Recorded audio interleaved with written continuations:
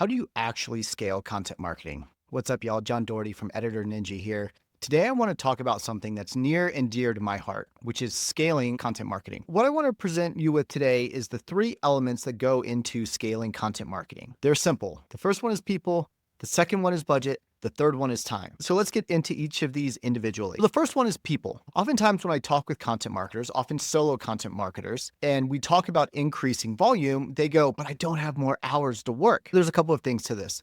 Number one, I like to actually ask them, how many are you doing? And they're like, I'm doing 6 a month. I'm like, so you have 20 work days in the month and you're doing 6 articles. Was each article taking you 3 days? They're like, no, I'm doing X, Y, and Z and all these other things. Okay, cool. So you're not just producing content, you have all these other things going on. Where we start is trying to get things off of their plate that they shouldn't be doing. They could outsource to a virtual assistant or something like that, so that then they can spend more time doing the actual creating, which is where the results are actually gotten. The second thing is sometimes you just need to increase headcount. Budget's number two, and we'll get into that in a minute. But if you can, and your company is actually wanting to increase volume, you're going to have to make a pitch for increased people. This doesn't necessarily mean full-time people. Oftentimes you can get away with a part-time person, maybe 10 hours a week or something like that. So you don't have a, say, $6,000 a month salary. You have a $1,000 a month external person who you're working with who can help you significantly increase volume. Let me tell you a story from my own business and from my own content. So I'm producing these videos, right? I'm scripting them, I'm shooting them, I'm editing them, I'm chopping them up, I'm posting them everywhere, I'm writing all the copy. It's a lot of work. Currently, I'm able to get 1, if I'm lucky, 2 videos out a week. But my goal is I want to get up to at least 3 a week because I believe that doing more volume means that we're going to get more followers on YouTube. We're going to get more followers and more interaction on LinkedIn. I'm going to get more followers on Instagram. We're going to get more organic traffic because we're going to take these videos and slice them up into blog articles on our site as well. So it's a win across the board running this multimodal content function. I can't do it all by myself. But I'm not going to go and hire someone else to do all the other things for me. I'm going to start piecemealing it together. So first thing is a video editor, because I've identified that over half of my time with producing video goes to editing, producing it, chopping up into the shorts and the reels and all of that.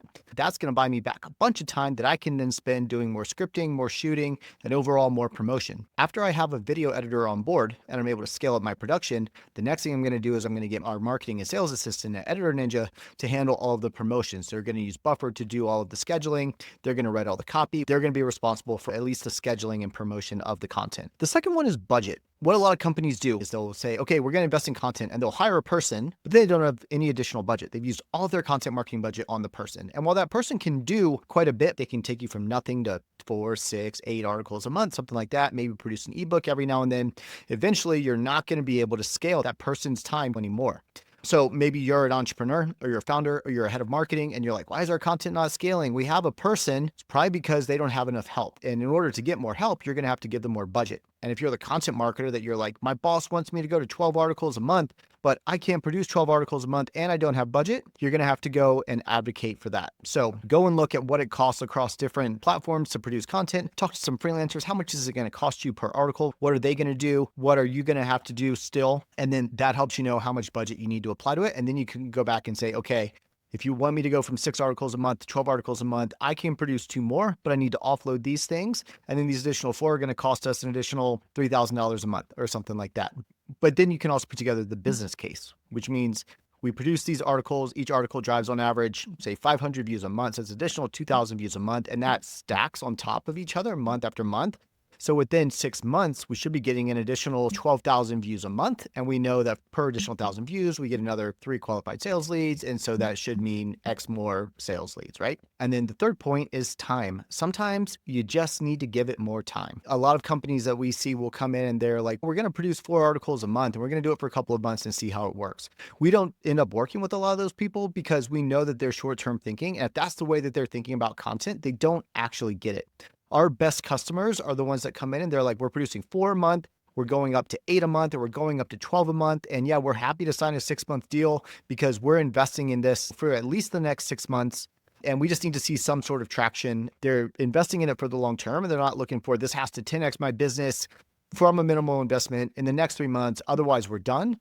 They know that this stuff takes time.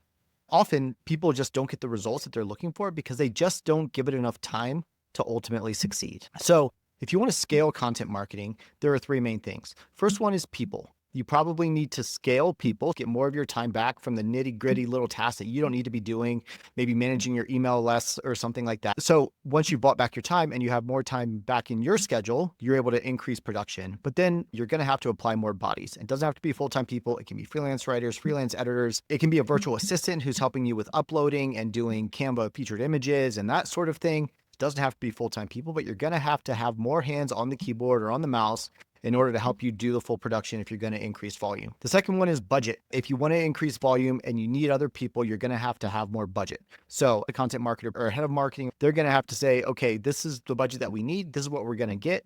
These are the numbers behind it.